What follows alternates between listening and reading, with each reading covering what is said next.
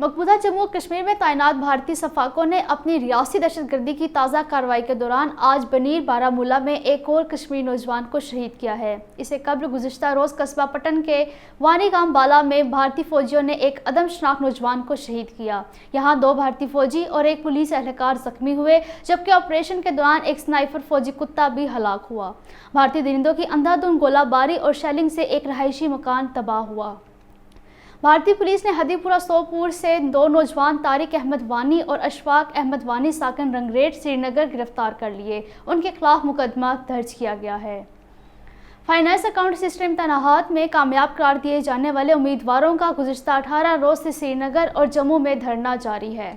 मकबूजा जम्मू कश्मीर में अंजुमन औकाफ जामिया मस्जिद श्रीनगर ने अफसोस का इजहार किया है कि उनके सरपरस्त मीर वाइज उमर फारूक की गैर कानूनी और जबरी नज़रबंदी को 3 बरस हो चुके हैं, जो कश्मीरी अवाम के लिए बड़ी परेशानी और तशवीश का बाइस है।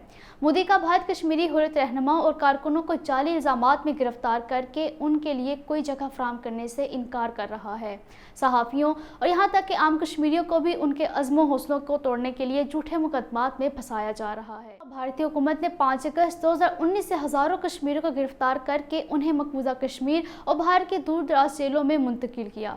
भारतीय हुकूमत कश्मीरी अवाम पर दबाव डालने और ख़ानदानों के लिए मसाइल पैदा करने के लिए दानिस्ता तौर पर ज़ेर हिरासत अफराद को मकबूजा जम्मू कश्मीर से भारत की दूर दराज जेलों में मुंतकिल कर रही है। भारत कश्मीरी अवाम को सजा देने के लिए जबर के तमाम हरबे अपना रहा है। कश्मीरी अवाम को भारतीय तसल्लुत तस्लीम कराने पर मजबूर करने के लिए काले कानून का बड़े पैमाने पर इस्तेमाल किया जाता है।